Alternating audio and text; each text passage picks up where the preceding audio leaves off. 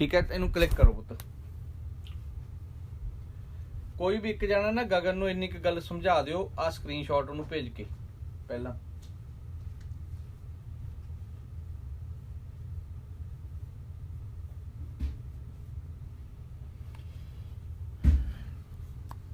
Okay, हुण अपने कोल हैगा फ्रीकुएंसी दा सैकेंड पार्ट।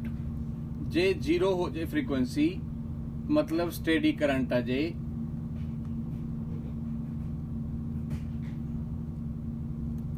ठीक है, तो कैपेसिटर का की बनूगा। तो आप इत्थों आंसर तो दे दें कैपेसिटर का भी 1/0 हो गया क्योंकि फ्रीकुएंसी 0 आ।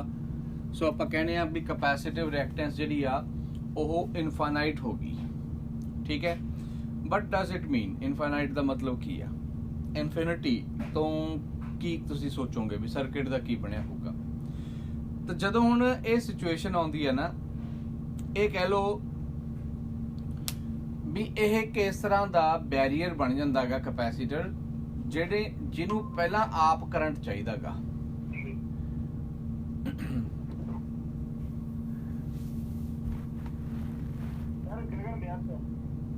ब्याह च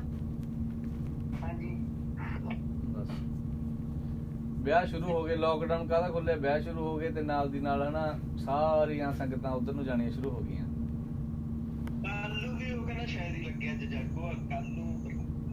अच्छा चलो करन दो इंजॉय, किसी दी बर्बादी ते नचदे ने, है ना। तू कल नच के आया, अगले दा तां कुंडा हो जांदा है, जिहदा ब्याह हो जांदा। ओह हैगा हुण मेरे वाला जिहड़ा एक हैगा साथी, मेरे वाला जिहड़ा एक साथी आ, हुण तक ओहदा रिप्लाई नहीं आया मैनूं। ਉਹ बेचारा सदमे च आ जिद्दन दा ब्याह होया।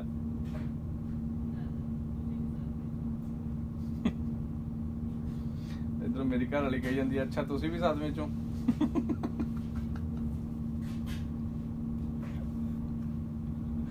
सुनी जाती सी गल्लां, मेरे पवा दोगे तुसी, ओए चुप, मेरे पवा दोगे मैं बाद चों, मैनूं तां बचाउणा भी नहीं किसी ने। ओके इधर आ जाओ, एक्स सी दी वैल्यू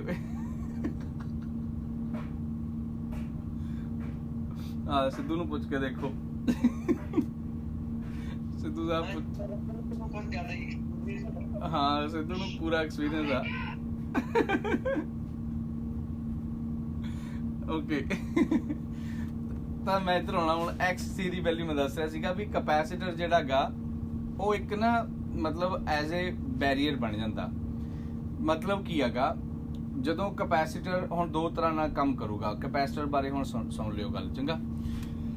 ਜਿਹੜਾ कैपेसिटर आ ਇੱਥੇ ਲੱਗਿਆ ਹੋਇਆ, ਇਹਦੇ ਨਾਲ ਲਗਾਤੀ ਆਪਾਂ ਬੈਟਰੀ ਤੇ ਉਹਦੇ ਨਾਲ ਲਗਾਤਾ ਸਟੇਡੀ ਕਰੰਟ ਦਾ ਸੋਰਸ, ਮਤਲਬ ਸਟੇਡੀ ਕਰੰਟ ਫਲੋ ਕਰ ਰਿਹਾ।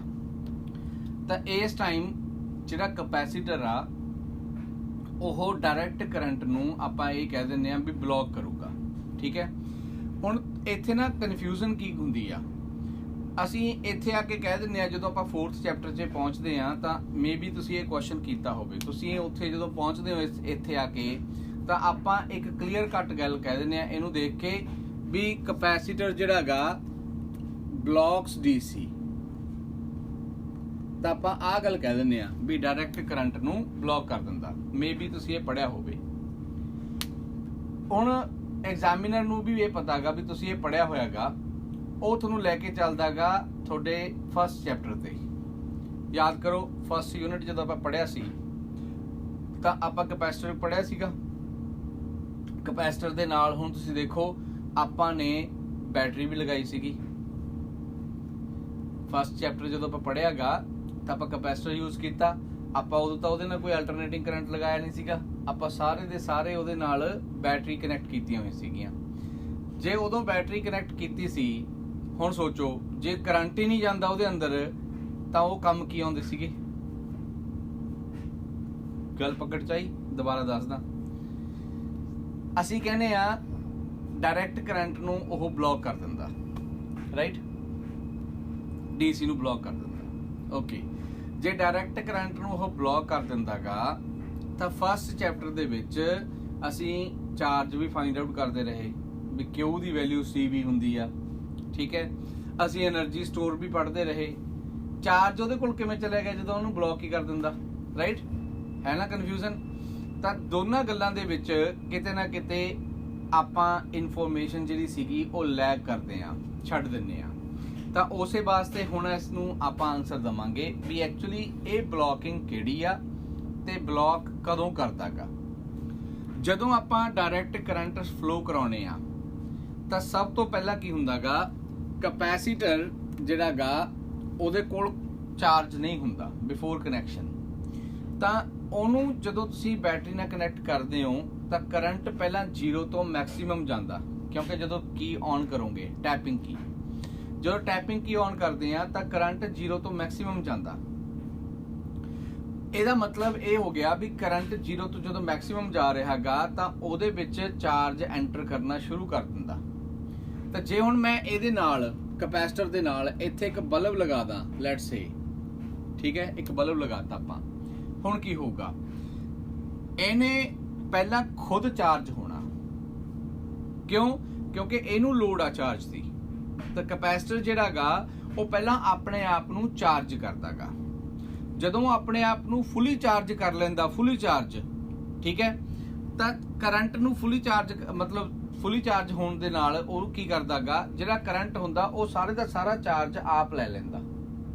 ਤਾਂ ਜਦੋਂ ਉਹ ਆਪ ਚਾਰਜ ਲੈ ਰਿਹਾਗਾ ਬੈਰੀਅਰ ਬਣ ਗਿਆ ਉਹ, ਠੀਕ ਹੈ, ਯਾਨੀ ਕਿ ਐਂ ਕਹਿ ਲਓ ਜਿਵੇਂ ਪੁਲਿਸ ਦਾ ਇੱਕ ਨਾਕਾ ਲੱਗਿਆ ਹੋਇਆਗਾ, ਠੀਕ ਹੈ, ਤਾਂ ਉੱਥੇ ਇਨਸਪੈਕਸ਼ਨ ਚੱਲ ਰਹੀ ਆ ਤਾਂ ਉਹ ਹਰ ਇੱਕ ਵਹੀਕਲ ਨੂੰ ਪਹਿਲਾਂ ਰੋਕਦੇ ਆ, ਇਨਸਪੈਕਟ ਕਰਦੇ ਨੇ ਉਹਨੂੰ ਚੰਗੀ ਤਰ੍ਹਾਂ, ਉਸ ਤੋਂ ਬਾਅਦ ਉਹਨੂੰ ਅਲਾਉ ਕਰਦੇ ਨੇ। ਤਾਂ ਉਸੇ ਤਰ੍ਹਾਂ ਜਿਹੜਾ ਇਹ ਕਪੈਸਿਟਰ ਆ ਪਹਿਲਾਂ ਸਾਰੇ ਦੇ ਸਾਰੇ ਚਾਰਜ ਨੂੰ ਆਪਣੇ ਕੋਲ ਲੈ ਕੇ ਆਉਂਦਾ। ਜਦੋਂ ਚਾਰਜ ਉਹਦੇ ਕੋਲ ਆ ਗਿਆ, ਫੁੱਲੀ ਚਾਰਜ ਹੋ ਗਿਆ, ਤਾਂ ਫਿਰ ਉਹ ਰੋਕ ਦਿੰਦਾ ਚਾਰਜ ਨੂੰ ਅੱਗੇ, ਮਤਲਬ ਵਾਪਸ ਬੈਟਰੀ ਨੂੰ ਰੋਕ ਦਿੰਦਾ। ਹੁਣ ਰੋਕਦਾ ਕਿਉਂ ਆ? ਕਿਉਂਕਿ ਖੁਦ ਆਪਣੇ ਆਪ, ਯਾਦ ਕਰੋ Q directly proportional to V ਆ। ਤਾਂ ਜਦੋਂ ਉਹਦੇ ਕੋਲ ਖੁਦ ਕੋਲ Q ਆ ਗਿਆ ਤਾਂ ਉਹਦੇ ਕੋਲ V ਵੀ ਆ ਜਾਣਾ। ਤਾਂ ਜਿਹੜਾ ਬੈਟਰੀ ਦਾ ਪੋਟੈਂਸ਼ੀਅਲ ਆ ਉਹਦੇ ਕੋਲ ਆਪਣੇ ਕੋਲ ਆ ਜਾਂਦਾ। ਤਾਂ ਹੁਣ ਉਹ ਆਪ ਬੈਟਰੀ ਬਣ ਜਾਂਦਾ ਤੇ ਬੈਟਰੀ ਬਣ ਕੇ ਉਹ ਅੱਗੇ ਖੁਦ ਕਰੰਟ ਭੇਜਦਾਗਾ ਆਪਣੇ ਨਾਲ ਲੱਗੇ ਸਰਕਿਟ ਨੂੰ। ਤਾਂ ਇਹ ਨਹੀਂ ਹੈ ਵੀ ਕਪੈਸਿਟਰ ਜਿਹੜਾ ਗਾ ਉਹ ਲਗਾਉਣ ਦਾ ਸਾਨੂੰ ਨੁਕਸਾਨ ਹੋ ਗਿਆ, ਕਿਉਂਕਿ ਜਿਹੜਾ ਆਹ ਗੱਲ ਬੋਲਦੇ ਆ, ਜਦੋਂ ਅਸੀਂ ਆਹ ਚੀਜ਼ ਬੋਲਦੇ ਆ ਤਾਂ ਇਹਨੂੰ ਹੁਣ ਧਿਆਨ ਨਾਲ ਦੇਖੋ। ਇਹਨੂੰ ਦੇਖ ਕੇ ਅਸੀਂ ਇਸ ਆਈਡੀਆ ਲਾ ਲੈਂਦੇ ਆ ਵੀ ਇਹ ਤਾਂ ਮਾੜਾ ਹੈਗਾ, ਸਹੀ ਨਹੀਂ ਹੈ। ਕਿਉਂ? ਕਿਉਂਕਿ ਇਹਨੇ ਡਾਇਰੈਕਟ ਕਰੰਟ ਨੂੰ ਰੋਕ ਦੇਣਾ, ਬਲੌਕ ਕਰ ਦੇਣਾ। ਸੋ ਇਹਦਾ ਮਤਲਬ ਅਸੀਂ ਆਪਣੇ ਮਾਈਂਡ 'ਚ, ਜੇ ਤੁਸੀਂ ਇਹਨੂੰ ਸੀਰੀਅਸਲੀ ਕਦੇ ਪੜ੍ਹਿਆ ਹੋਊਗਾ ਤਾਂ ਤੁਹਾਡੇ ਮਾਈਂਡ 'ਚ ਕਿਤੇ ਨਾ ਕਿਤੇ ਗੱਲ ਇਨਫਲੈਕਟ ਕੀਤੀ ਹੋਊਗੀ ਵੀ ਇਹਦਾ ਮਤਲਬ ਵੀ ਇਹ ਡਾਇਰੈਕਟ ਕਰੰਟ ਲਈ ਯੂਜ਼ ਕਰਨ ਵਾਲਾ ਹੈ ਹੀ ਨਹੀਂ, ਠੀਕ ਹੈ, ਬਿਕੋਜ਼ ਇਹ ਬਲੌਕ ਕਰ ਦਿੰਦਾਗਾ। ਤਾਂ ਆਪਣੇ ਮਾਈਂਡ 'ਚ ਤੁਸੀਂ ਜੇ ਕਿਤੇ ਪੜ੍ਹਿਆ ਹੋਊਗਾ ਤਾਂ ਤੁਹਾਡੇ ਮਾਈਂਡ ਦੇ ਵਿੱਚ ਇਹ ਗੱਲ ਕਿਤੇ ਨਾ ਕਿਤੇ ਥੋੜਾ ਬਹੁਤਾ ਹਿੱਟ ਜ਼ਰੂਰ ਕੀਤੀ ਹੋਊਗੀ ਵੀ ਇਹਦਾ ਮਤਲਬ ਇਹਦੇ ਨਾਲ ਡਾਇਰੈਕਟ ਕਰੰਟ ਦਾ ਕੋਈ ਰਿਲੇਸ਼ਨ ਨਹੀਂ ਹੋਣਾ ਚਾਹੀਦਾ, ਕਿਉਂਕਿ ਉਹਨੂੰ ਤਾਂ ਰੋਕ ਦਿੰਦਾ। ਪਰ ਹੁਣ ਦੇਖੋ ਵੀ ਅਸੀਂ ਮੈਜੋਰਿਟੀ ਦੇ ਵਿੱਚ ਜਿੰਨੇ ਵੀ ਸਾਡੇ ਕੋਲ ਇਲੈਕਟ੍ਰੋਨਿਕ ਸਰਕਿਟ ਨੇ, ਤੁਹਾਡੇ ਫੋਨ ਦੇ ਅੰਦਰ ਹੁਣ ਬੈਟਰੀ ਲੱਗੀ ਹੋਈ ਆ, ਤੁਸੀਂ ਕਦੋਂ ਉਹਨੂੰ ਅਲਟਰਨੇਟਿੰਗ ਕਰੰਟ ਤੇ ਚਲਾਉਣੇ ਹੋ, ਪਰ ਫੋਨ ਦੇ ਅੰਦਰ ਕਪੈਸਿਟਰ ਹੈਗਾਗਾ। ਜਿੰਨੇ ਟੋਏ ਯੂਜ਼ ਕਰਦੇ ਆ ਉਹਦੇ ਅੰਦਰ ਕਪੈਸਿਟਰ ਹੈਗਾ। ਸਾਰੇ ਟੋਇਜ਼ ਬੈਟਰੀ ਤੇ ਚੱਲਦੇ ਨੇ, ਤਾਂ ਇਹਦਾ ਮਤਲਬ ਬੈਟਰੀ ਤੇ ਜੇ ਚੱਲਦੇ ਨੇ ਤਾਂ ਕਪੈਸਿਟਰ ਵੀ ਚੱਲਦਾ ਹੋਊਗਾ, ਰਾਈਟ? ਸੋ ਇਸ ਕਰਕੇ ਕਪੈਸਿਟਰ ਜਿਹੜਾ ਗਾ ਉਹ ਬਲੌਕ ਕਰਨ ਦਾ ਮਤਲਬ ਇਹ ਨਹੀਂ ਹੁੰਦਾ। ਹਾਂ, ਇਹ ਹੈਗਾ ਵੀ ਬੈਟਰੀ ਦੇ ਨਾਲੋਂ ਉਹ ਇੱਕ ਵਧੀਆ ਸੋਰਸ ਬਣ ਜਾਂਦਾ ਗਾ। ਕਿਉਂ? ਕਿਉਂਕਿ ਉਹਦੇ ਕੋਲ ਜਿਹੜੀ એનર્ਜੀ ਸਟੋਰ ਹੁੰਦੀ ਆ ਉਹ ਜ਼ਿਆਦਾ એનર્ਜੀ ਹੁੰਦੀ ਆ ਗੇਨ ਕਰਕੇ, ਜਿਹਦੇ ਥਰੂ ਉਹ ਅੱਗੇ ਸਪਲਾਈ ਦੇ ਸਕਦਾ ਗਾ। ਤਾਂ ਕਪੈਸਿਟਰ ਲਗਾਉਣ ਦਾ ਸਾਨੂੰ ਫਾਇਦਾ ਹੁੰਦਾਗਾ ਤਾਂ ਕਿ ਅਸੀਂ ਖੁਦ ਚਾਹੁੰਦੇ ਆ ਵੀ ਉਹਨੂੰ ਰੋਕੇ ਕਰੰਟ ਨੂੰ ਅੱਗੇ ਜਾਣ ਤੋਂ, ਤਾਂ ਕਿ ਉਹ ਫੁੱਲੀ ਚਾਰਜ ਹੋਵੇ ਤੇ ਆਪ ਉਹ ਸੋਰਸ ਬਣੇ ਉਸ ਕਰੰਟ ਦਾ ਜਿਹੜਾ ਬੈਟਰੀ ਨੇ ਦੇਣਾ ਸੀ, ਠੀਕ ਹੈ। ਤੇ ਉਹ ਖੁਦ ਉਸ ਨੂੰ ਕਰੰਟ ਨੂੰ ਅੱਗੇ ਸਪਲਾਈ ਕਰਦਾਗਾ। ਤੇ ਇਸ ਕਰਕੇ ਇਹ ਇੱਕ ਚੇਨ ਦੇ ਵਿੱਚ ਐਡਵਾਂਟੇਜ ਹੋ ਜਾਂਦੀ ਆ ਵੀ ਅਸੀਂ ਕਰੰਟ ਨੂੰ ਬਲੌਕ ਕਰਾ ਲਿਆ ਤੇ ਕਪੈਸਿਟਰ ਉਹਨੂੰ ਚਾਰਜ ਹੋ ਕੇ ਅੱਗੇ ਖੁਦ ਸੋਰਸ ਬਣ ਕੇ ਉਹ ਤੋਂ ਕੰਮ ਲੈਂਦਾਗਾ। ਤਾਂ ਹੁਣ ਉਹ ਦੋ ਕੰਮ ਕਰਦਾ, ਇੱਕ ਤਾਂ ਉਹ ਇਹਨੂੰ ਚਲਾਊਗਾ ਬਲਬ ਨੂੰ, ਨਾਲ ਦੀ ਨਾਲ ਉਹ ਬੈਟਰੀ ਨੂੰ ਵੀ ਚਾਰਜ ਕਰਨ 'ਚ ਕੰਮ ਕਰਦਾ, ਠੀਕ ਹੈ। ਤਾਂ ਬੈਟਰੀ ਵੀ ਚਾਰਜ ਕਰ ਰਿਹਾਗਾ ਤੇ ਬਲਬ ਨੂੰ ਵੀ ਔਨ ਕਰ ਰਿਹਾਗਾ। ਹੁਣ ਇਹ ਜਿਹੜਾ ਸੀਗਾ ਮੈਥਡ, ਮੈਂ 1 ਮਿੰਟ ਲਊਂਗਾ। ਇਹ ਮੈਥਡ ਯੂਜ਼ ਹੋਇਆ ਜਦੋਂ ਇਹ ਪਤਾ ਲੱਗਿਆ ਵੀ ਹਾਂ ਇਹ ਇਸ ਕੰਮ ਆਉਂਦਾਗਾ, ਤਾਂ ਇਹ ਮੈਥਡ ਯੂਜ਼ ਹੋਇਆ ਹਾਈਬ੍ਰਿਡ ਸਿਸਟਮ ਦੇ ਵਿੱਚ। ਅੱਜ ਕੱਲ ਜਿੰਨੇ ਵੀ ਵਰਲਡ ਦੇ ਵਿੱਚ ਐਡਵਾਂਸਡ ਵਹੀਕਲ ਨੇ ਉਹ ਸਾਰਿਆਂ ਦੇ ਵਿੱਚ ਹਾਈਬ੍ਰਿਡ ਸਿਸਟਮ ਆਉਂਦਾ। ਹਾਈਬ੍ਰਿਡ ਸਿਸਟਮ ਦਾ ਤੁਸੀਂ ਵੀ ਦੇਖੋ ਹੁਣ ਆਪਣੇ ਇੰਡੀਆ 'ਚ ਵੀ ਸ਼ੁਰੂ ਹੋ ਗਿਆ ਆਲਮੋਸਟ। ਹਾਈਬ੍ਰਿਡ ਕਾਰਾਂ ਆਉਣ ਲੱਗ ਗਈਆਂ, ਕਾਸਟਲੀ ਨੇ ਬਟ ਆਉਂਦੀਆਂ ਨੇ। ਤੁਸੀਂ ਦੇਖਿਆ ਹੋਊਗਾ ਟਾਟਾ ਨੇ ਵੀ ਕੱਢੀ ਆ, ਮੈਂ ਦੇਖਦਾ ਹੁੰਦਾ ਐਡ, ਟਾਟਾ ਦੀ ਕਾਰ ਆ ਗਈ ਇਲੈਕਟ੍ਰੀਕਲ, ਠੀਕ ਹੈ ਨਾ, ਤੁਸੀਂ ਦੇਖੀ ਹੋਊਗੀ ਸ਼ਾਇਦ। ਹੁਣ ਉਹ ਸਾਰਾ ਸਿਸਟਮ ਕਿੱਥੋਂ ਆਇਆਗਾ? ਉਹ ਆਹ ਕਨਸੈਪਟ ਤੋਂ ਚੱਲਿਆਗਾ। ਮਤਲਬ ਹਾਈਬ੍ਰਿਡ ਦਾ ਕੀ ਹੈਗਾ ਵੀ ਜਿਹੜਾ ਅੱਗੇ ਫਿਊਲ ਨੇ ਬਰਨ ਕਰਕੇ ਇੰਜਨ ਨੂੰ ਚਲਾਉਣਾ ਸੀ ਤਾਂ ਉਹਦੇ ਵਿੱਚੋਂ ਕੁਛ ਨਾ ਕੁਛ ਕਰੰਟ ਜਿਹੜਾ ਯੂਜ਼ ਕਰਕੇ ਕੰਪਰੈਸਰ, ਬੈਟਰੀ ਵਾਲੀਆਂ ਕਾਰਾਂ ਦੇ ਵਿੱਚ ਹੁਣ ਇੱਕ ਤਾਂ ਜਿਹੜੀਆਂ ਪੂਰੀਆਂ ਬੈਟਰੀ ਤੇ ਨੇ ਜਿਵੇਂ ਟੈਸਲਾ, ਇੱਕ ਜਿਹੜੀ ਬੈਟਰੀ ਤੇ ਪਲੱਸ ਇੰਜਨ ਆ ਜਿਹੜਾ ਪਹਿਲਾਂ ਆਉਂਦਾਗਾ। ਆਪਣੇ ਇੰਡੀਆ ਦੇ ਵਿੱਚ ਟੋਇਟਾ ਦੀ ਇੱਕ ਕਾਰ ਆਉਂਦੀ ਆ ਪ੍ਰੀਅਸ, ਬਹੁਤ ਘੱਟ ਆ ਕਿਉਂਕਿ ਮਹਿੰਗੀ ਬਹੁਤ ਆ ਗਈ, ਮੇਰਾ ਖਿਆਲ 35-36 ਲੱਖ ਰੁਪਏ ਦੀ ਕਾਰ ਆ। ਉਹ ਛੋਟੀ ਕਾਰ ਆ, ਕੰਪੈਕਟ। ਇੱਥੇ ਬਾਹਰ ਉਹ ਆਮ ਆ, ਉਰੇ ਜਿੰਨੀਆਂ ਵੀ ਕੈਬ ਨੇ, ਟੈਕਸੀ ਚਲਾਉਂਦੇ ਨੇ ਲੋਕ, ਉਹ ਸਾਰੇ ਮੋਸਟਲੀ ਉਹੀ ਕਾਰਾਂ ਨੇਗੀਆਂ ਹਾਈਬ੍ਰਿਡ। ਉਹਨਾਂ 'ਚ ਕੀ ਹੁੰਦਾਗਾ, ਹੁਣ ਜਦੋਂ ਮਤਲਬ ਮੰਨ ਲਓ ਰੁਕ ਗਏ ਆਪਾਂ, ਲਾਈਟਾਂ ਤੇ ਰੁਕ ਗਏ ਹਨਾ, ਜਦੋਂ ਲਾਈਟ ਤੇ ਰੁਕ ਗਏ ਤਾਂ ਇੰਜਨ ਬੰਦ ਹੋ ਜਾਣਾ। ਕਾਰ ਚੱਲ ਰਹੀ ਆ, ਇੰਜਨ ਬੰਦ ਹੋ ਜਾਣਾ, ਬੈਟਰੀ ਤੇ ਹੋ ਜਾਂਦੀ ਆ, ਤਾਂ ਕਿ ਉਨੇ ਟਾਈਮ ਦੇ ਵਿੱਚ ਜਿਹੜਾ ਫਿਊਲ ਬਰਨ ਹੋਣਾ ਸੀ ਉਹ ਬਚ ਸਕੇ। ਜਦੋਂ ਦੁਬਾਰਾ ਮਤਲਬ ਲਾਈਟ ਤੋਂ ਕਾਰ ਚੱਲਦੀ ਆ ਤਾਂ ਸਟਾਰਟਿੰਗ ਦੇ ਵਿੱਚ 0 ਤੋਂ ਲੈ ਕੇ 10 ਕਿਲੋਮੀਟਰ ਜਾਂ 15 ਕਿਲੋਮੀਟਰ ਦੀ ਸਪੀਡ ਤੱਕ ਉਹ ਬੈਟਰੀ ਤੇ ਚੱਲਦੀ ਆ। ਉਹ ਤੋਂ ਬਾਅਦ ਚੋਂ ਫੇਰ ਫਿਊਲ ਚੱਲਣਾ ਸ਼ੁਰੂ ਹੁੰਦਾਗਾ, ਤਾਂ ਇਸ ਤਰ੍ਹਾਂ ਕਰਕੇ ਉਹ ਫਿਊਲ ਨੂੰ ਬਚਾ ਲੈਂਦੇ ਨੇ। ਮਤਲਬ ਐਂ ਕਹਿ ਲਓ ਉਹਨਾਂ ਦੀ ਐਵਰੇਜ ਵੱਧ ਹੁੰਦੀ ਆ ਇਨਡਾਇਰੈਕਟਲੀ। ਤਾਂ ਉਹ ਆਹ ਕਨਸੈਪਟ ਤੋਂ ਚੱਲਿਆ ਕੰਮ, ਠੀਕ ਹੈ। ਤਾਂ ਇਹ ਦੱਸਣਾ ਜ਼ਰੂਰੀ ਸੀਗਾ ਤਾਂ ਕਿ ਕੋਈ ਇਹ ਨਾ ਸੋਚ ਲਿਓ ਵੀ ਅਸੀਂ ਤਾਂ ਪਤਾ ਨਹੀਂ ਵੀ ਇਹ ਕਿੱਥੋਂ ਨਵੀਂ ਟੈਕਨੋਲੋਜੀ ਜਿਹੜੀ ਆ ਉਹ ਫਿਜ਼ਿਕਸ ਤੋਂ ਬਿਨਾਂ ਕਿਵੇਂ ਬਣ ਗਈ, ਰਾਈਟ। ਸਾਰਾ ਕੁਝ ਇੱਥੇ ਹੀ ਬਣਿਆਗਾ, ਤਾਂ ਇਹ ਇਸ ਗੱਲ ਕਰਕੇ ਨਾਲ ਜ਼ਰੂਰੀ ਸੀ ਦੱਸਣਾ। ਤਾਂ ਜੋ ਮੈਂ ਬੋਲਿਆਗਾ ਇਹਨੂੰ ਤੁਸੀਂ ਵੀਡੀਓ ਦੇ ਵਿੱਚ ਦੁਬਾਰਾ ਦੇਖ ਲਿਓ, ਮੈਂ ਅਪਲੋਡ ਤਾਂ ਕਰਨੀ ਹੋਈ ਆ, ਠੀਕ ਹੈ ਨਾ। ਵੀ ਕਪੈਸਿਟਰ ਬਲੌਕ ਕਰਦਾ ਡੀਸੀ ਨੂੰ, ਨੋ ਡਾਊਟ ਕਰਦਾਗਾ, ਪਰ ਕਦੋਂ ਕਰਦਾਗਾ? ਜਦੋਂ ਉਹ ਸਟੇਡੀ ਕਰੰਟ ਹੁੰਦਾ। ਜੇ ਸਟੇਡੀ ਕਰੰਟ ਨਹੀਂ ਹੈਗਾ ਫਿਰ ਕਪੈਸਿਟਰ ਬਲੌਕ ਨਹੀਂ ਕਰਦਾ ਡਾਇਰੈਕਟ ਕਰੰਟ ਨੂੰ, ਠੀਕ ਹੈ। ਹੁਣ ਇਹਦਾ ਸਕਰੀਨਸ਼ਾਟ ਲੈ ਲਓ ਇੱਕ ਮਿੰਟ ਲਈ ਤਾਂ ਕਿ ਤੁਹਾਡੀ ਸਮਝ ਚ ਰਵੇ ਉਦੋਂ ਗੱਲ ਵੀ ਕਿਵੇਂ ਜੇ ਕੀਤਾ ਸੀ ਆਪਾਂ ਡਿਸਕਸ। ਓਕੇ, ਹੁਣ ਸ਼ਾਇਦ ਤੁਸੀਂ ਇੱਕ ਉਹ ਕੀਤਾ ਹੋਵੇ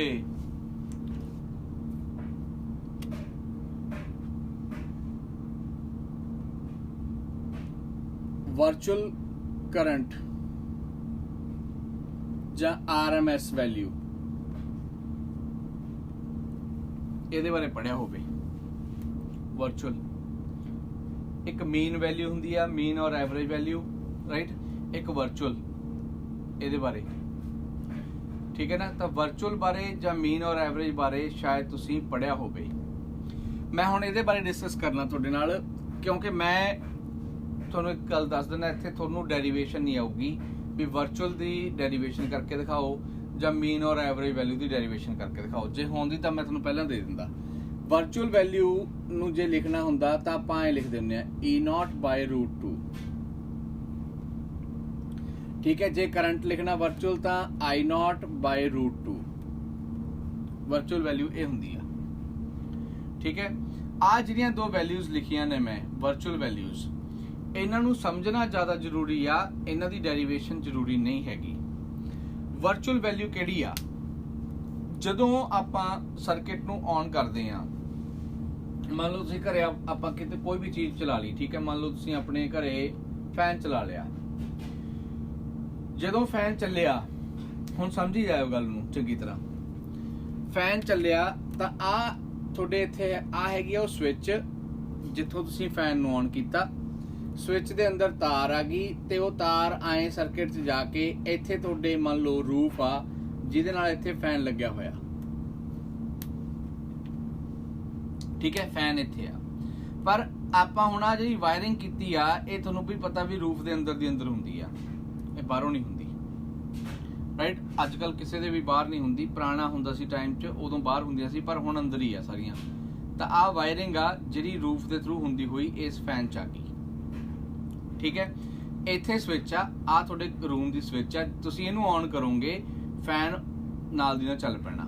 ਪਰ ਫੈਨ ਦੇ ਚੱਲਣ ਦੇ ਲਈ ਕਰੰਟ ਨੇ ਇਹਦੇ ਵਿੱਚ ਦੀ ਹੋ ਕੇ ਇੱਥੇ ਪਹੁੰਚਣਾਗਾ। ਹੁਣ ਜਿਹੜਾ ਕਰੰਟ ਆ ਇੱਥੇ ਪਹੁੰਚਣ ਦੇ ਲਈ ਇੱਥੋਂ ਚੱਲ ਕੇ ਇੱਥੇ ਪਹੁੰਚੂਗਾ। ਕਿਸੇ ਨੇ ਨਹੀਂ ਸੋਚਿਆ, ਆਪਾਂ ਸਿਰਫ ਇਹ ਕਹਿੰਦੇ ਆ ਵੀ ਆਹ ਜਿਹੜਾ ਫੈਨ ਆ, ਠੀਕ ਹੈ, ਇਹਦਾ ਬਿੱਲ ਆਉਂਦਾ, ਆਪਾਂ ਹੀ ਕਹਿੰਦੇ ਆ। ਆਪਾਂ ਕਦੇ ਨਹੀਂ ਸੋਚਿਆ ਵੀ ਇਹ ਫੈਨ ਨੂੰ ਚਲਾਉਣ ਦੇ ਲਈ ਜਿਹੜੀ ਆ ਵਾਇਰਿੰਗ ਹੋਈ ਵੀ ਆ, ਇਹ ਵੀ ਕਰੰਟ ਲੈਂਦੀ ਹੋਊਗੀ, ਰਾਈਟ। ਕਰੰਟ ਇਹਦੇ ਕੋਲ ਵੀ ਹੋ ਕੇ ਜਾਂਦਾਗਾ, ਤਾਂ ਇੱਥੋਂ ਤੋਂ ਲੈ ਕੇ ਇੱਥੇ ਤੱਕ ਜਿਹੜਾ ਕਰੰਟ ਗਿਆ ਉਹਦਾ ਲਾਸ ਵੀ ਹੋਇਆ ਹੋਊਗਾ, ਕਿਉਂਕਿ ਵਾਇਰਿੰਗ ਆ ਤਾਂ ਵਾਇਰ ਦੇ ਵਿੱਚ ਦੀ ਕਰੰਟ ਆਊਗਾ ਤਾਂ ਉਹਦੀ ਰੈਜ਼ਿਸਟੈਂਸ ਤਾਂ ਹੋਊਗੀ, ਕਿਉਂਕਿ ਬਿਨਾਂ ਰੈਜ਼ਿਸਟੈਂਸ ਤੋਂ ਕੋਈ ਵੀ ਵਾਇਰ ਨਹੀਂ ਹੁੰਦੀ।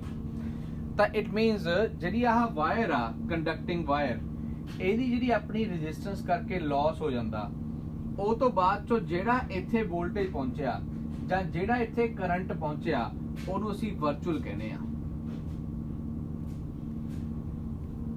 ਸਮਝ ਗਏ?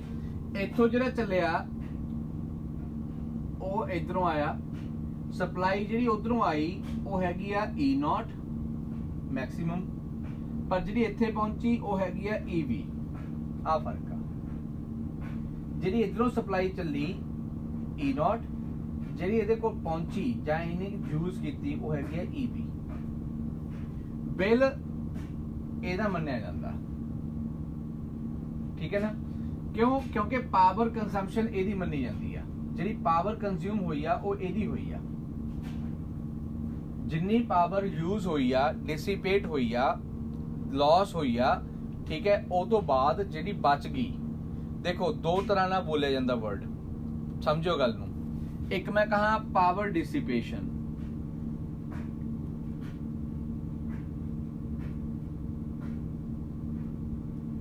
ਇੱਕ ਮੈਂ ਕਹਿਣਾ ਪਾਵਰ ਕੰਜ਼ਿਊਮਡ।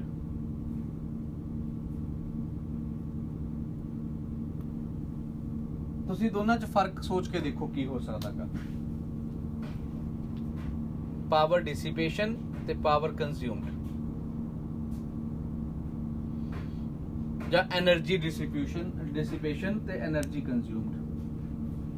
ਪਾਵਰ ਡਿਸੀਪੇਸ਼ਨ ਜਿਹੜੀ ਆ, ਇਹਦਾ ਮਤਲਬ ਆ ਲਾਸ ਹੋ ਗਿਆ, ਠੀਕ ਹੈ ਨਾ?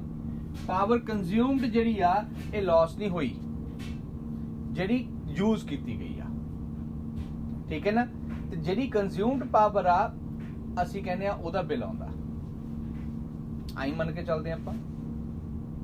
ਤੁਹਾਡੇ ਰੂਮ 'ਚ AC ਲੱਗਿਆ, ਤੁਹਾਡੇ ਰੂਮ 'ਚ TV ਲੱਗਿਆ, ਤੁਹਾਡੇ ਰੂਮ 'ਚ ਫੈਨ ਲੱਗਿਆ, ਤੁਹਾਡੇ ਰੂਮ 'ਚ ਟਿਊਬ ਲੱਗੀ ਆ, ਬਲਬ ਲੱਗਿਆ, ਤੁਸੀਂ ਤਾਂ ਸਿਰਫ ਇਹ ਮੰਨਦੇ ਹੋ ਵੀ ਇਹਦੇ ਔਨ ਹੋਣ ਕਰਕੇ ਬਿੱਲ ਆਇਆ, ਰਾਈਟ?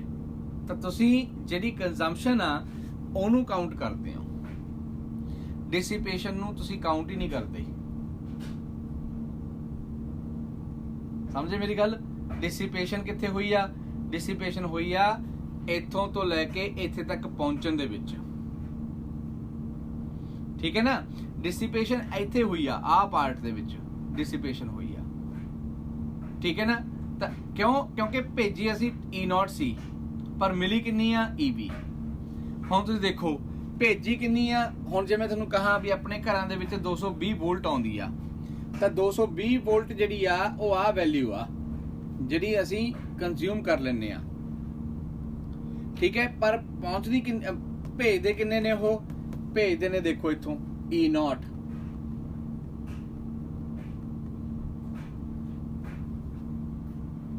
ਤਾਂ ਭੇਜਦੇ ਕਿੰਨੇ ਨੇ? ਉਹ 220 ਨੂੰ √2 1.414 ਨਾਲ ਮਲਟੀਪਲਾਈ ਕਰਕੇ ਦੇਖੋ,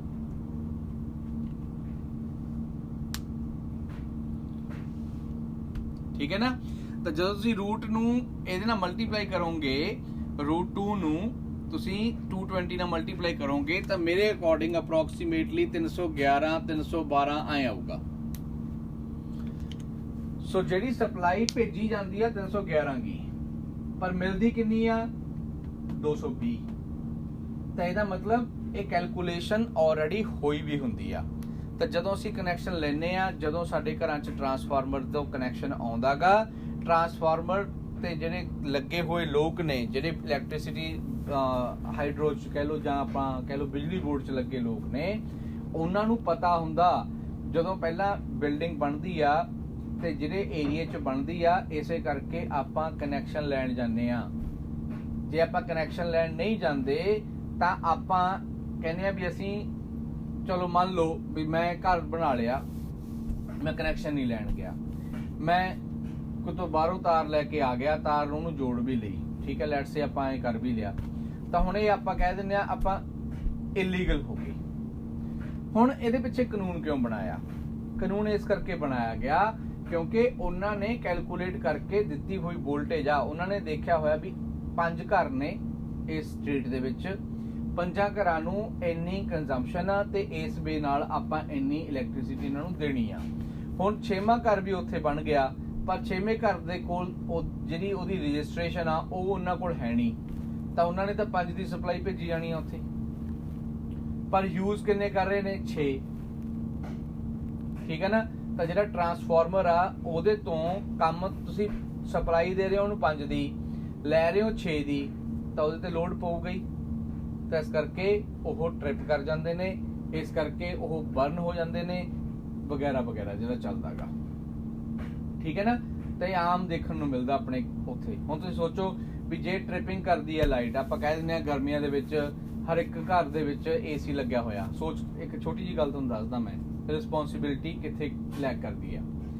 ਸੁਣੀ ਜਾਇਓ ਗੱਲ, ਕਿਉਂਕਿ ਹਰ ਇੱਕ ਨਾਲ ਹੋਇਆ, ਸਭ ਨਾਲ ਹੁੰਦਾ। ਤੁਸੀਂ ਜਾਂ ਈਵਨ ਮੈਂ, ਜਦੋਂ ਆਪਾਂ ਇਲੈਕਟ੍ਰੋਨਿਕ ਡਿਵਾਈਸ ਕੋਈ ਲੈ ਕੇ ਆਉਣੇ ਆ, ਲੈਟਸ ਸੇ ਟੀਵੀ ਲਿਆਂਦਾ ਆਪਾਂ ਫ੍ਰਿਜ ਲਿਆਂਦਾ ਨਵਾਂ, ਆਪਾਂ ਵਾਸ਼ਿੰਗ ਮਸ਼ੀਨ ਲਿਆਂਦੀ ਨਵੀਂ, ਆਪਾਂ ਏਸੀ ਲਿਆਂਦਾ, ਠੀਕ ਹੈ, ਸੁਣੀ ਜਾਇਓ ਗੱਲ, ਇਹ ਲਿਆ ਕੇ ਆਪਾਂ ਘਰੇ ਰੱਖ ਲੈਨੇ ਆ, ਕਦੇ ਵੀ ਆਪਾਂ ਬਿਜਲੀ ਬੋਰਡ 'ਚ ਨਹੀਂ ਗਏ ਦੱਸਣ, ਗਏ ਆ? ਸੋਚ ਕੇ ਦੇਖੋ, ਕੋਈ ਨਹੀਂ ਜਾਂਦਾ। ਕਿਉਂ? ਅਵੇਅਰ ਹੀ ਹੈ ਨਹੀਂ, ਸਾਨੂੰ ਪਤਾ ਹੀ ਨਹੀਂ ਵੀ ਕੰਜ਼ੰਪਸ਼ਨ ਕੀ ਆ, ਡਿਸਿਪੇਸ਼ਨ ਕੀ ਆ। ਠੀਕ ਹੈ, ਲਿਆ ਕੇ ਮੈਂ ਏਸੀ ਲਾ ਲਿਆ, ਲੈਟਸ ਸੇ ਏਸੀ ਲਾ ਲਿਆ ਮੈਂ ਘਰੇ। ਹੁਣ ਏਸੀ ਜਦੋਂ ਲਾਇਆ, ਮੈਂ ਇਹਦਾ ਮਤਲਬ ਟਰਾਂਸਫਾਰਮਰ ਤੋਂ ਡਿਮਾਂਡ ਕੀਤੀ ਹੈ ਵੀ ਮੈਨੂੰ ਇੰਨਾ ਕਰੰਟ ਹੋਰ ਚਾਹੀਦਾ, ਠੀਕ ਹੈ, ਪਰ ਟਰਾਂਸਫਾਰਮਰ ਜਿਹਨੇ ਚਲਾਉਣਾ ਉਹਨੂੰ ਨਹੀਂ ਪਤਾ ਵੀ ਇੱਥੇ ਇੱਕ ਹੋਰ ਐਕਸਟਰਾ ਲੋਡ ਚੱਲੂਗਾ ਜਿਹਦੇ ਥਰੂ ਅਸੀਂ ਸਪਲਾਈ ਦੇਣੀ ਆ। M I right? ਸੋਚ ਕੇ ਦੇਖੋ, ਉਹਨੂੰ ਤਾਂ ਨਹੀਂ ਪਤਾ, ਟਰਾਂਸਫਾਰਮਰ ਨੂੰ ਤਾਂ ਨਹੀਂ ਪਤਾ ਵੀ ਤੁਹਾਡੇ ਘਰੇ ਏਸੀ ਲੱਗਿਆ ਹੈਗਾ ਜਾਂ ਮੇਰੇ ਘਰੇ ਏਸੀ ਲੱਗਿਆ ਹੈਗਾ ਤੇ ਅੱਜ ਉਹ ਚੱਲਣਾਗਾ। ਸਡਨਲੀ ਉਹ ਚੱਲ ਪਿਆ, ਠੀਕ ਹੈ, ਟਰਾਂਸਫਾਰਮਰ ਤੋਂ ਡਿਮਾਂਡ ਜਿਹੜੀ ਆ ਵੱਧ ਗਈ, ਟਰਾਂਸਫਾਰਮਰ ਨੂੰ ਨਹੀਂ ਪਤਾ, ਠੀਕ ਹੈ। ਜਦੋਂ ਤੁਸੀਂ ਏਸੀ ਲਾ ਲਿਆ ਤਾਂ ਇਹਦਾ ਮਤਲਬ ਤੁਸੀਂ ਜਿਹੜੀ ਕੰਜ਼ੰਪਸ਼ਨ ਸੀ ਉਹਨੂੰ ਵਧਾਤਾ, ਠੀਕ ਹੈ, ਕੰਜ਼ੰਪਸ਼ਨ ਨੂੰ ਵਧਾਤਾ, ਪਰ ਜਿਹੜੀ ਸਪਲਾਈ ਉਹਨੂੰ ਆ ਰਹੀ ਆ ਉਹ ਤਾਂ ਨਹੀਂ ਵਧੀ ਨਾ, ਤਾਂ ਇੱਥੇ ਅਸੀਂ ਲੈਗ ਕਰ ਜਾਂਦੇ ਆ। ਪਰ ਐਨੀਵੇਜ਼ ਹੁਣ ਜਦੋਂ ਆਪਾਂ ਉਹਨਾਂ ਨੂੰ ਵੀ ਪਤਾ ਵੀ ਇਹ ਜਦੋਂ ਚੀਜ਼ਾਂ ਹੁੰਦੀਆਂ ਨੇ, ਜਦੋਂ ਕੋਈ ਬਾਏ ਕਰਦਾਗਾ, ਇਸੇ ਕਰਕੇ ਇਨਡਾਇਰੈਕਟਲੀ ਉਹ ਵੀ ਕਿਤੇ ਨਾ ਕਿਤੇ ਇਹ ਫਾਈਂਡ ਆਊਟ ਕਰ ਲੈਂਦੇ ਨੇ ਵੀ ਲੋਡ ਕਿਵੇਂ ਚੱਲਦਾ। ਤਾਂ ਹਰ ਇੱਕ ਟਰਾਂਸਫਾਰਮਰ ਦੇ ਉੱਪਰ ਇੱਕ ਮੀਟਰ ਲੱਗਿਆ ਹੁੰਦਾਗਾ, ਇਹ ਬਾਅਦ ਚੋਂ ਆਈ ਟੈਕਨੋਲੋਜੀ, ਮੀਟਰ ਲੱਗਿਆ ਹੁੰਦਾ ਜਿਹੜਾ ਦੱਸਦਾ ਵੀ ਕਿੰਨਾ ਕਰੰਟ ਕੰਜ਼ਿਊਮ ਹੋ ਰਿਹਾਗਾ। ਤੁਸੀਂ ਨਹੀਂ ਦੱਸਣਗੇ, ਮੈਂ ਨਹੀਂ ਦੱਸਣ ਗਿਆ, ਪਰ ਉਹਨਾਂ ਨੇ ਉੱਥੋਂ ਕਰੰਟ ਜਿੰਨਾ ਐਂਟਰ ਕੀਤਾ ਤੇ ਜਿੰਨਾ ਕੰਜ਼ਿਊਮ ਹੋਇਆ ਉਹ ਸਾਰੇ ਦਾ ਸਾਰਾ ਹੁਣ ਮੀਟਰ ਨੋਟ ਕਰ ਲੈਂਦਾ ਉਹਨਾਂ ਦਾ। ਉੱਥੋਂ ਫਿਰ ਉਹ ਫਾਈਂਡ ਆਊਟ ਕਰਦੇ ਨੇ ਵੀ ਕਿਹਦਾ ਲੋਡ ਵੱਧਦਾ ਕਿਹਦਾ ਘੱਟ ਆ, ਠੀਕ ਹੈ ਨਾ। ਤਾਂ ਹਰ ਇੱਕ ਘਰ ਦੇ ਲਈ, ਤਾਂ ਹੀ ਤਾਂ ਹੁਣ ਜਿਹੜੇ ਅੱਜ ਕੱਲ ਨੇ, ਤਾਂ ਹੀ ਹਰ ਇੱਕ ਦਾ ਮੀਟਰ ਬਾਹਰ ਹੋ ਗਿਆ। ਜਿੱਥੇ ਉਹ ਵੱਡਾ ਬਾਕਸ ਮੇਨ ਮੀਟਰ ਲੱਗੇ ਹੁੰਦੇ ਨੇ, ਜੇ ਲੈਟਸ ਸੇ ਤੁਸੀਂ ਕਹਿ ਲਓ, ਤਾਂ ਉੱਥੇ ਉਹਨਾਂ ਦੇ ਕੋਲ ਇੱਕ ਚਿਪ ਲੱਗੀ ਹੁੰਦੀ ਹੈ ਜਿਹੜੀ ਇਹ ਹਰ ਰੋਜ਼ ਨੋਟ ਕਰਦੀ ਹੈ ਵੀ ਇਸ ਮੀਟਰ ਦੇ ਵਿੱਚ ਕਿੰਨਾ ਕਰੰਟ ਗਿਆ। ਤਾਂ ਇਲੈਕਟ੍ਰੋਨਿਕਸ ਨੇ ਮਤਲਬ ਉਹਨਾਂ ਦੀ ਹੈਲਪ ਕਰਤੀ। ਪਰ ਇਸੇ ਕਰਕੇ ਤੁਸੀਂ ਦੇਖੋ ਪਹਿਲਾਂ ਨਾਲੋਂ ਹੁਣ ਜਿਹੜੇ ਇਸ ਤਰ੍ਹਾਂ ਦੇ ਫਾਲਟ ਨੇ ਉਹ ਵੀ ਘਟ ਗਏ। ਇਲੈਕਟ੍ਰਿਸਿਟੀ ਫਾਲਟ ਪਹਿਲਾਂ ਬਹੁਤ ਜ਼ਿਆਦਾ ਫਾਲਟ ਹੁੰਦੇ ਸੀਗੇ, ਪਹਿਲਾਂ ਬਹੁਤ ਜ਼ਿਆਦਾ ਟਰਾਂਸਫਾਰਮਰ ਬਰਨ ਹੁੰਦੇ ਸੀਗੇ, ਪਰ ਹੁਣ ਘੱਟ ਹੁੰਦੇ ਨੇ, ਠੀਕ ਹੈ ਨਾ। ਤਾਂ ਟੈਕਨੋਲੋਜੀ ਦੇ ਨਾਲ ਨਾਲ ਇਹ ਚੀਜ਼ਾਂ ਐਡ ਹੋ ਜਾਂਦੀਆਂ ਨੇ। ਤਾਂ ਆ ਜਿਹੜੀ ਗੱਲ ਸੀ ਇਹ ਨੌਲੇਜ ਵਾਲੀ ਸੀ, ਠੀਕ ਹੈ ਨਾ। ਮੈਂ ਜੇ ਡੈਰੀਵੇਸ਼ਨ ਕਰਾ ਦਿੰਦਾ ਤਾਂ ਤੁਹਾਨੂੰ ਕੁਝ ਵੀ ਨਹੀਂ ਸੀ ਪਤਾ ਲੱਗਣਾ ਵੀ ਇਹ ਐਕਚੁਅਲੀ 'ਚ ਗੱਲ ਕੀ ਆ, ਅਸੀਂ ਕਿਹਨੂੰ ਯੂਜ਼ ਕਰ ਰਹੇ ਹਾਂ। ਤਾਂ ਹੁਣ ਪਤਾ ਲੱਗਿਆ ਵੀ ਅਸੀਂ ਵੋਲਟੇਜ ਨੂੰ ਕਿਹੜੀ ਨੂੰ ਯੂਜ਼ ਕਰਦੇ ਹਾਂ, ਜਿਹੜੀ ਕੰਜ਼ਿਊਮ ਆ ਉਹ ਕਿਹੜੀ ਹੁੰਦੀ ਆ, ਜਿਹੜੀ ਆਪਾਂ ਡਿਸਿਪੇਟ ਆ ਕਿਹੜੀ ਆ। ਤਾਂ ਆਪਾਂ ਫਿਲਹਾਲ ਜਿਹੜੇ ਕੁਐਸਚਨ ਕਰਾਂਗੇ ਉਹ 'ਚ ਆਪਾਂ ਕੰਜ਼ੰਪਸ਼ਨ ਦੀ ਗੱਲ ਕਰਾਂਗੇ, ਡਿਸਿਪੇਸ਼ਨ ਦੀ ਗੱਲ ਨਹੀਂ ਕਰਾਂਗੇ, ਕਿਉਂਕਿ ਡਿਸਿਪੇਸ਼ਨ ਵਾਲਾ ਅਸੀਂ ਆਲਰੇਡੀ ਕਰਕੇ ਆਏ ਆ, I²RT, ਠੀਕ ਹੈ ਨਾ। ਤਾਂ ਜੇ ਆਪਾਂ ਪਾਵਰ ਕੱਢਣੀ ਆ ਉਹ ਤੋਂ, ਤਾਂ ਆਪਾਂ ਨੂੰ ਪਤਾ ਵਰਕ ਡਨ ਅਪਨ ਟਾਈਮ ਲਾ ਕੇ, ਯਾਨੀ ਕਿ H/T ਲਾ ਕੇ, ਸੋ I²R ਵਾਲਾ ਫਾਰਮੂਲਾ ਇੱਥੇ ਵੀ ਯੂਜ਼ ਹੋਊਗਾ। ਤਾਂ ਕੰਜ਼ੰਪਸ਼ਨ ਜਿਹੜੀ ਆ ਉਹਦੇ ਲਈ ਤੇ डिसिपेशन ਲਈ ਫਾਰਮੂਲੇ ਅਲੱਗ-ਅਲੱਗ ਹੋਣਗੇ। ਜੇ डिसिपेशन ਦੀ ਗੱਲ ਕਰਾਂਗੇ ਤਾਂ ਮੈਂ ਲਿਖੂੰਗਾ IV²R, ਠੀਕ ਹੈ। ਤੇ ਜੇ ਕੰਜ਼ੰਪਸ਼ਨ ਦੀ ਗੱਲ ਕਰਦੇ ਆ ਆਪਾਂ ਤਾਂ ਇਹਦਾ ਫਾਰਮੂਲਾ ਬਣੂਗਾ EV/IV cos φ। ਆ ਫਾਰਮੂਲਾ ਬਣੂਗਾ ਇਹਦਾ, ਤੁਸੀਂ ਆ ਫਾਰਮੂਲਾ ਕੀਤਾ ਹੋਊਗਾ, ਠੀਕ ਹੈ। EV/IV cos φ ਇਹ ਫਾਰਮੂਲਾ ਤੁਸੀਂ ਕੀਤਾ ਹੋਊਗਾ ਡਰਾਈਵ ਪਾਵਰ ਕੰਜ਼ਿਊਮ ਦਾ।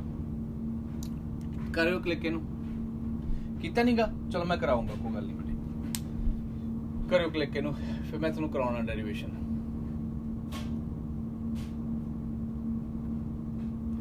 ਓਕੇ,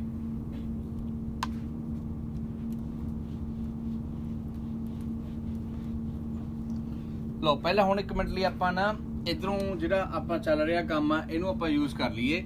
ਇੱਥੇ ਨਾ ਇੱਕ ਟੌਪਿਕ ਆ ਜਿਹਨੂੰ ਅਸੀਂ ਯੂਜ਼ ਕਰਾਂਗੇ, ਵੀ ਕਾਲਡ ਇਟ ਰੈਜ਼ੋਨੈਂਸ, ਠੀਕ ਹੈ। ਰੈਜ਼ੋਨੈਂਸ ਦਾ ਮਤਲਬ ਕੀ ਆ? ਕਰਿਆ ਨਹੀਂਗਾ, ਕਰਾਇਆ ਨਹੀਂਗਾ, ਕੋਈ ਗੱਲ ਨਹੀਂ ਬੇਟੇ, ਮੈਂ ਤਾਂ ਹੀ ਆਰਾਮ ਨਾਲ ਆਪਾਂ ਈਜ਼ੀਲੀ ਕਰਾਂਗੇ ਬਹਿ ਕੇ, ਕੋਈ ਗੱਲ ਨਹੀਂ, ਕਿਉਂਕਿ ਇਹਦੇ 'ਚ ਤਾਂ ਨੰਬਰ ਤਾਂ ਇੱਥੇ ਆਉਣੇ ਨੇ। 4B ਤੁਹਾਡੇ ਅਕੋਰਡਿੰਗ ਇਹ 4B ਹੋਣੀ ਆ ਅਲਟਰਨੇਟਿੰਗ ਕਰੰਟ। ਤਾਂ ਜਿਹੜਾ ਇਹ 4th B ਆ ਇਹਦੇ ਵਿੱਚੋਂ ਤਾਂ ਤੁਹਾਨੂੰ 5 ਨੰਬਰ ਦਾ ਕੁਐਸਚਨ ਆਉਣਾ ਹੀ ਆਉਣਾ, ਰਾਈਟ। ਤਾਂ ਰੈਜ਼ੋਨੈਂਸ ਕੀ ਹੁੰਦੀ ਆ? ਰੈਜ਼ੋਨੈਂਸ ਦਾ ਮਤਲਬ ਸਮਝੋ। ਰੈਜ਼ੋਨੈਂਸ ਦਾ ਮਤਲਬ ਆ ਆਪਾਂ ਇੱਕ ਇਸ ਤਰ੍ਹਾਂ ਦੀ ਫ੍ਰੀਕੁਐਂਸੀ ਲੱਭਣੀ ਆ ਜਿਹਦੇ ਨਾਲ ਜਿਹੜੀ ਆ ਇੰਪੀਡੈਂਸ ਆ ਸਰਕਟ ਦੀ Z, ਰੈਜ਼ਿਸਟੈਂਸ, ਇੰਪੀਡੈਂਸ ਦਾ ਮਤਲਬ ਆ ਰੈਜ਼ਿਸਟੈਂਸ, ਇਹ ਘਟ ਜੇ ਤੇ ਕਰੰਟ ਵੱਧ ਜੇ, ਠੀਕ ਹੈ ਨਾ। ਤਾਂ ਰੈਜ਼ੋਨੈਂਸ ਦਾ ਮਤਲਬ ਕੀ ਆ? when the circuit, when ਆਏ ਲਿਖ ਲੈਂਦੇ ਆਪਾਂ, an AC circuit offers minimum impedance, ठीक है, मिनिमम इंपीडेंस दिंदा। फिर मैं वो जी वर्चुअल वैल्यू वाली गल है ना, वो मैं दोबारा दसूंगा तुहानूं, ठीक है, ताकि आपां फिर वो मैनूं पता नहीं सी, मैनूं ऐसे कि तुसीं कीता होएगा। तो मिनिमम इंपीडेंस दा मतलब आ Z दी वैल्यू मिनिमम होनी, ठीक है, मिनिमम। तो Z दी वैल्यू मिनिमम कितनी होगी, हुण ये क्वेश्चन आ, ते कदों हो? तुसीं इत्थों जिहड़ा सर्किट आ ਇਹਦੇ ਚ देखो तुसीं ध्यान नाल XL, XC ते R तीन वैल्यूज ने, XL, XC ते R। XL अपनी वैल्यू दे रहा, XC अपनी वैल्यू दे रहा, R अपनी वैल्यू दे रहा। जे ये वैल्यू नूं Z नूं तुसीं मिनिमम करना गा तो Z नूं मिनिमम करन दे लई की करना पऊ? तुहानूं XL ते XC नूं इक्वल करना पऊ ताकि आ वैल्यू 0 हो जाए, क्योंकि इत्थे माइनस होई भी आ, राइट। ਤੇ ਇਹ ਵੈਲਿਊ ਜਦੋਂ 0 ਹੋ ਜੂਗੀ ਤਾਂ Z ਦੀ ਵੈਲਿਊ ਮਿਨੀਮਮ ਹੋ ਜੂ। ਤਾਂ ਕੁਐਸਚਨ ਇਹੀ ਸੀ ਵੀ ਆਪਾਂ ਨੇ ਇਹਨਾਂ ਨੂੰ ਇਕੁਅਲ ਕਰਨਾ ਕਿਸੇ ਵੇ ਨਾਲ। ਤਾਂ ਇਹ ਇਕੁਅਲ ਕਦੋਂ ਹੋਣਗੇ? ਤਾਂ ਉਹਦੇ ਲਈ XL ਦੀ ਵੈਲਿਊ ਨੂੰ ਮੈਂ ਲਿਖੂੰਗਾ ਓਮੇਗਾ L, XC ਦੀ ਵੈਲਿਊ 1/ω_C। ਤਾਂ ਆਪਾਂ ਇਨਡਾਇਰੈਕਟਲੀ ਕਿਹੋ ਜੀ ਫ੍ਰੀਕੁਐਂਸੀ ਲੱਭਣੀ ਆ ਜਿਹੜੀ ਇੰਡਕਟਰ ਤੇ ਕਪੈਸਿਟਰ ਦੀ ਰੈਜ਼ਿਸਟੈਂਸ ਨੂੰ ਇਕੁਅਲ ਕਰਦੇ। मतलब ਆਪਾਂ ਓਮੇਗਾ ਲੱਭਣਾ ਹੈ ਜਾਂ ਜਿਹੜਾ ਦੋਨਾਂ ਨੂੰ ਇਕੁਅਲ ਕਰਦੇ, ਯਾਨੀ ਕਿ ਇੱਕੋ ਹੀ ਫ੍ਰੀਕੁਐਂਸੀ ਦੇ ਉੱਪਰ ਦੋਨੇ ਮਿਲ ਕੇ Z ਨੂੰ ਮਿਨੀਮਮ ਕਰਦੇ ਤਾਂ ਉਦੋਂ ਰੈਜ਼ੋਨੈਂਸ ਹੋਊਗੀ। ਤਾਂ ਇਸ ਕਰਕੇ XL ਤੇ XC ਇਕੁਅਲ ਜਦੋਂ ਹੋਣਗੇ ਤਾਂ ਉਸ ਟਾਈਮ ਜਿਹੜੀ ਫ੍ਰੀਕੁਐਂਸੀ ਆ ਮੈਂ ਉਹਨੂੰ ਪਾਰਟਿਕੂਲਰ ਫ੍ਰੀਕੁਐਂਸੀ ਲਿਖੂੰਗਾ ਉਰੇ, ਮੈਂ ਉਹਨੂੰ ਓਮੇਗਾ ਨॉट ਨਾਲ ਰਿਪਰੈਜ਼ੈਂਟ ਕਰ ਰਿਹਾ, ਠੀਕ ਹੈ, ਯਾਨੀ ਕਿ ਸਿੰਬਲ ਡਿਫਰੈਂਟ ਕਰਤਾ ਮੈਂ ਉਹਦਾ। ਓਮੇਗਾ ਨॉट ਦੀ ਵੈਲਿਊ ਮੈਂ ਤੁਹਾਨੂੰ ਦੱਸੂਗਾ ਕੀ ਆ, ਪਰ ਪਹਿਲਾਂ ਤੁਸੀਂ ਦੇਖੋ ਓਮੇਗਾ ਨॉट ਇੱਧਰ ਲੈ ਆਓ, L ਨੂੰ ਇੱਧਰ ਸ਼ਿਫਟ ਕਰ ਦਿਓ। ਤਾਂ omega naught into omega naught ਬਣ ਗਿਆ ਓਮੇਗਾ ਨॉट ਦਾ square is equal to 1/LC। ਤਾਂ ਓਮੇਗਾ ਨॉट ਦੀ ਵੈਲਿਊ ਕਿੰਨੀ ਆ ਗਈ ਇੱਥੋਂ? 1/√LC, ਠੀਕ ਹੈ। ਓਮੇਗਾ ਨॉट ਨੂੰ ਜੇ ਹੁਣ ਤੁਸੀਂ ਇੱਥੇ ਤੱਕ ਛੱਡਣਾ ਇੱਥੇ ਛੱਡ ਦਿਓ, ਜੇ ਤੁਸੀਂ ਇਹਨੂੰ ਅੱਗੇ 2π ਨਿਊ ਦੀ ਫਾਰਮ ਚ ਲਿਖਣਾ ਤਾਂ ਇਹਨੂੰ 2π nu naught is equal to 1/√LC। ਤਾਂ ਇਥੋਂ ਨਿਊ ਨॉट ਦੀ ਵੈਲਿਊ ਕੱਢ ਲਈ ਆਪਾਂ, 2π ਇੱਧਰ ਡਿਵਾਈਡ ਕਰ ਦਿਓ, ਸੋ 1/2π√LC। ਤੇ ਇਹ ਉਹ ਫ੍ਰੀਕੁਐਂਸੀ ਆ ਗਈ ਜਿਹਨੂੰ ਅਸੀਂ ਕੈਲਕੂਲੇਟ ਕਰਕੇ ਦੱਸ ਸਕਦੇ ਹਾਂ ਕਿ Z ਕਦੋਂ ਮਿਨੀਮਮ ਹੋਊਗਾ, ਠੀਕ ਹੈ। ਇਹ ਫ੍ਰੀਕੁਐਂਸੀ ਨੂੰ ਅਸੀਂ ਰੈਜ਼ੋਨੈਂਟ ਫ੍ਰੀਕੁਐਂਸੀ ਕਹਿੰਦੇ ਆ, एक मिनट पुत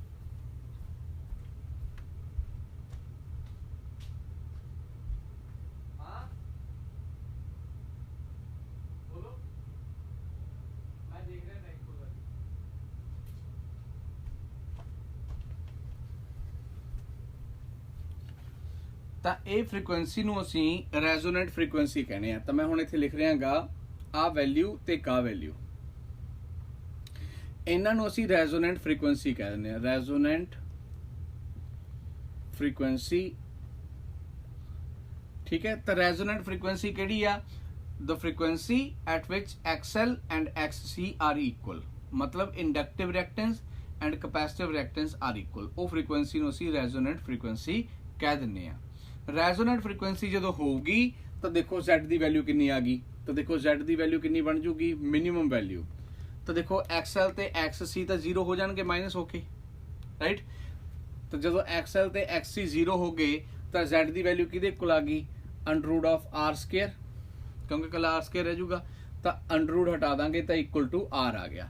ਤਾਂ ਉਸ ਟਾਈਮ ਘੱਟ ਤੋਂ ਘੱਟ ਰੈਜ਼ਿਸਟੈਂਸ ਹੋਊਗੀ ਜਿਹਨੂੰ ਵੈਲਿਊ ਹੋਊਗੀ Z ਦੀ, ਜਿਹਨੂੰ ਅਸੀਂ R ਦੇ ਇਕੁਅਲ ਰੱਖਾਂਗੇ। ਇਸ ਤਰ੍ਹਾਂ ਕਰਨ ਦੇ ਨਾਲ ਕੀ ਹੁੰਦਾਗਾ, ਸਰਕਟ ਦੇ ਵਿੱਚ ਕਰੰਟ ਸਡਨਲੀ ਅਪ ਚਲਾ ਜਾਂਦਾ, ਠੀਕ ਹੈ।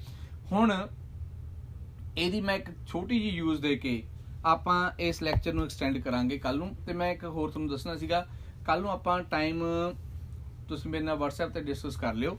ਆਪਾਂ ਟਾਈਮ ਥੋੜਾ ਜਿਹਾ ਚੇਂਜ ਕਰਕੇ, ਇੱਕ ਤਾਂ ਆਇਆ ਵੀ ਮੈਨੂੰ ਕੱਲ ਨੂੰ 1.5 ਘੰਟੇ ਵਾਂਗੂ ਲਾ ਲਈਏ ਆਪਾਂ, ਤਾਂ ਕਿ ਤੁਹਾਡਾ ਟੌਪਿਕ ਡਨ ਹੋ ਜੇ ਇਹ।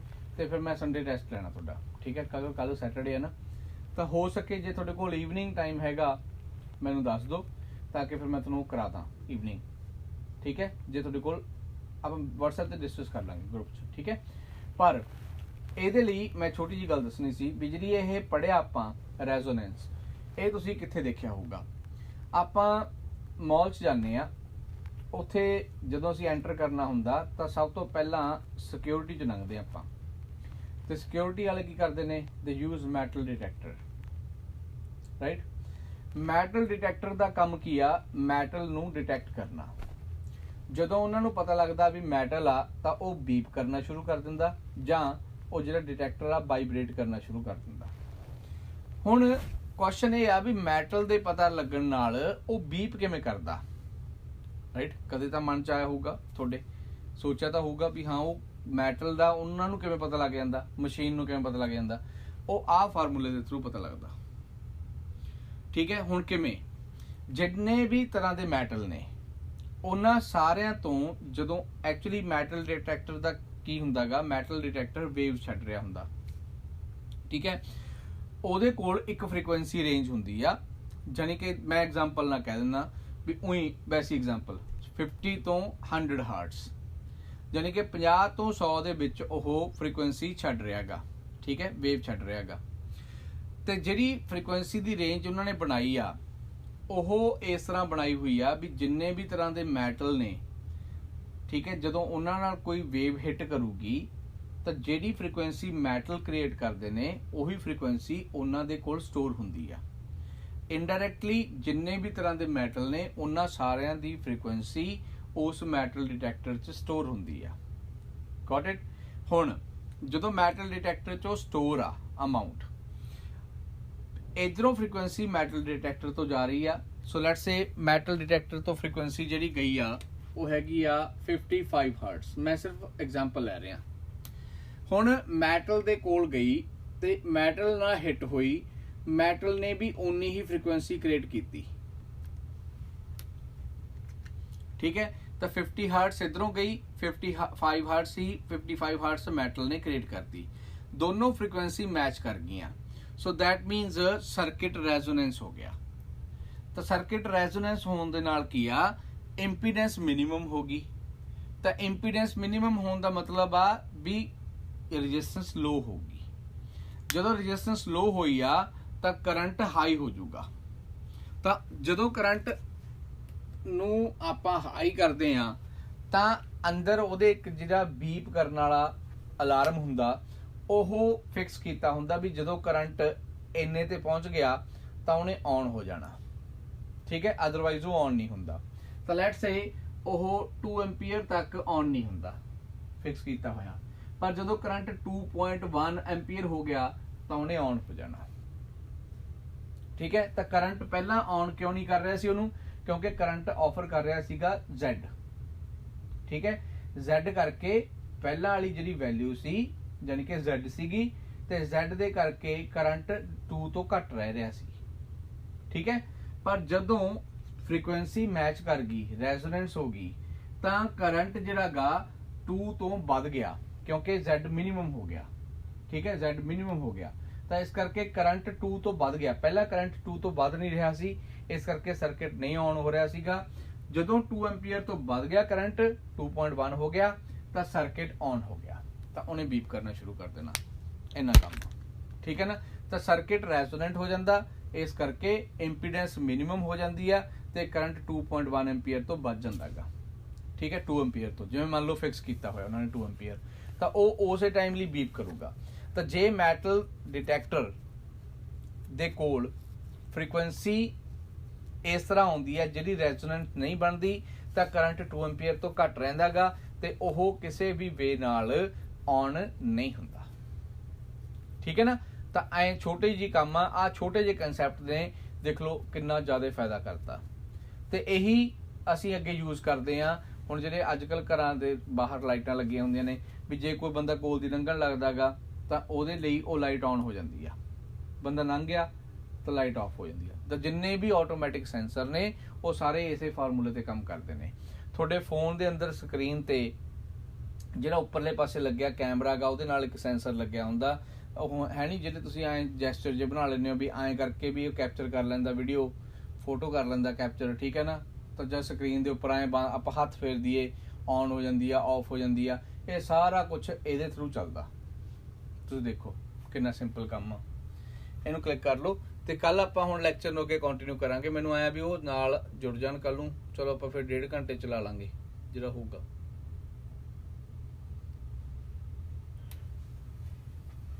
ठीक है जी, चलो पुत्त मिलते हैं कल। हुण आपां मैं हुण लैक्चर नूं रिकॉर्डिंग बंद कर दिंदा इहदी, ते जे कोई तुहानूं डाउट होया स्टिल मैनूं दस दिओ, मैं लैक्चर तो पहला तुहाडे नाल डिस्कस कर लूँगा।